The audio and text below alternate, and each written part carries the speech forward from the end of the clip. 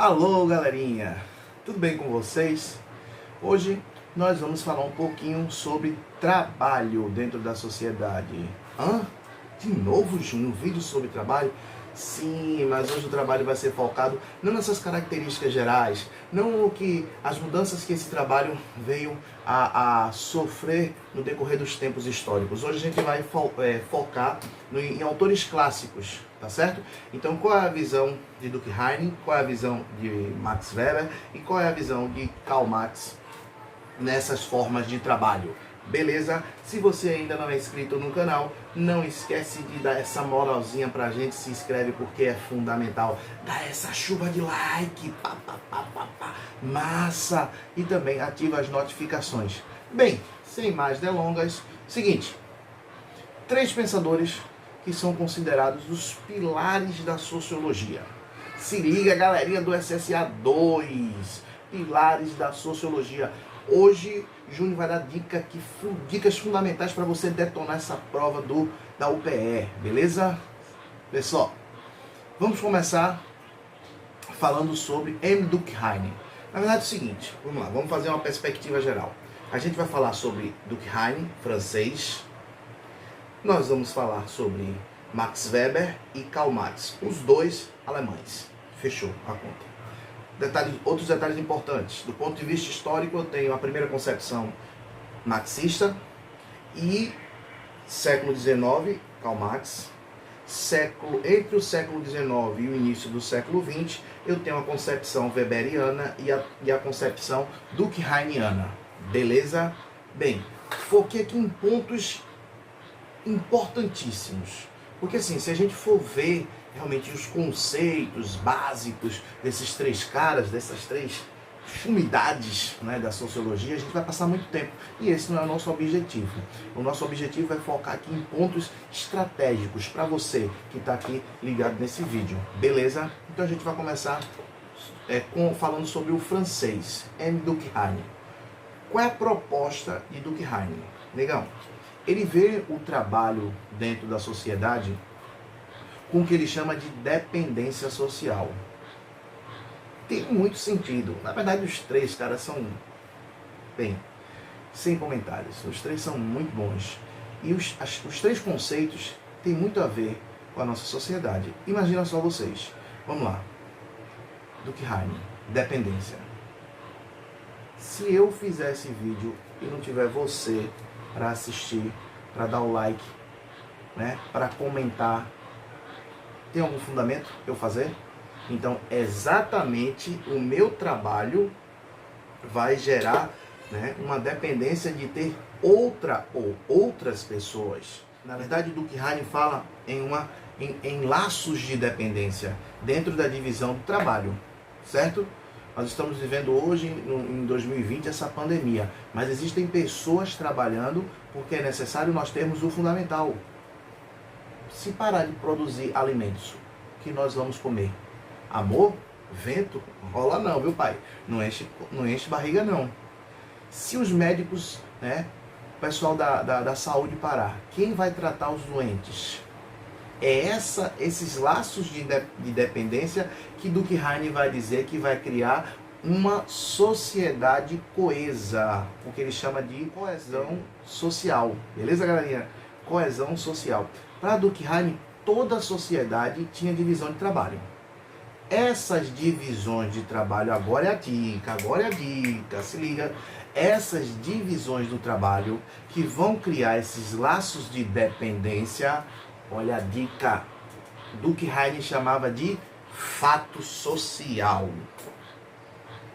Meu irmão, tô lá respondendo a prova da UPE. Eita, questão de sociologia, fato social. Não pensa 2 vezes, Durkheim.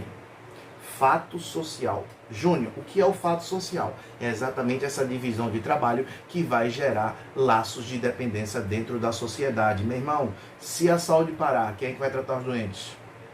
Se a produção de alimentos parar, como nós vamos nos alimentar nessa pandemia? Eu estou usando como exemplo essa pandemia. Se eu parar de fazer esse vídeo, imagina como vocês vão ficar solitários sem esses vídeos, né, semanais, né, muitas vezes até diários que eu estou produzindo para vocês. Isso é uma relação de dependência. Então, na verdade, o trabalho para Durkheim cria essa relação de dependência dentro dessas divisões do trabalho, que ele vai chamar de exatamente, fato social. Isso é importantíssimo para a gente entender essa visão durkheimiana. Bem, Max Weber. Max Weber, como eu já falei anteriormente, se destacou ali entre o século XIX e o início do século XX, alemão, de carteirinha, né, nasceu na Alemanha. Qual é a visão de Max Weber? Max Weber ele vai beber na fonte do protestantismo para justificar o espírito capitalista. Como assim? Exatamente. Ele vai dizer que a atividade do trabalho ela é fundamental. Eu falei em um vídeo anterior sobre a Reforma Protestante. Dentre os 3 ícones da Reforma Protestante, eu destaquei a figura de um cara chamado João Calvino, que se destacou na Suíça, que naquele momento, século XVI, existiam vários burgueses. Exatamente, é essa ética protestante que vai ser associada ao espírito capitalista. Só que tem um detalhe. Para Max Weber, o trabalho era fundamental, tá? Só que o trabalho, ele deveria ser regrado, ele deveria ser controlado.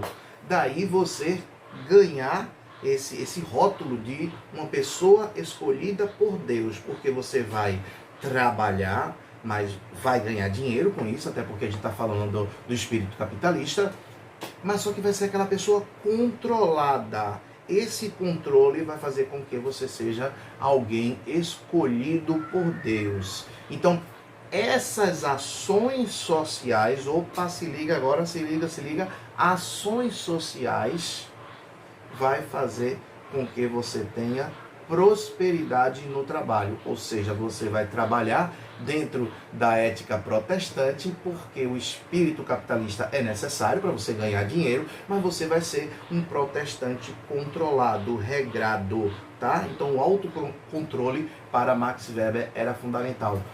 Dica! Estou respondendo agora a prova do SSA2, a prova que o professor de Sociologia passou. E o que é que eu faço? Dentre lá os pesquisadores, foi observado que um falava muito sobre a ação social. Opa, a ação social eu sempre vou atribuir à teoria weberiana, ou seja, Max Weber. Dica, repetindo, Durkheim, fato social. Max Weber, ação social. Por último, a cereja do bolo, ou seja, Karl Marx, né? Esse cara que no século XIX trouxe várias ideologias que até hoje são discutidas. É impressionante, né? Como o tempo não desgastou, talvez tenha distorcido um pouco a teoria marxista, mas Marx, ele é desses 3, é o único que vai fazer a construção do conceito de trabalho através de um viés histórico.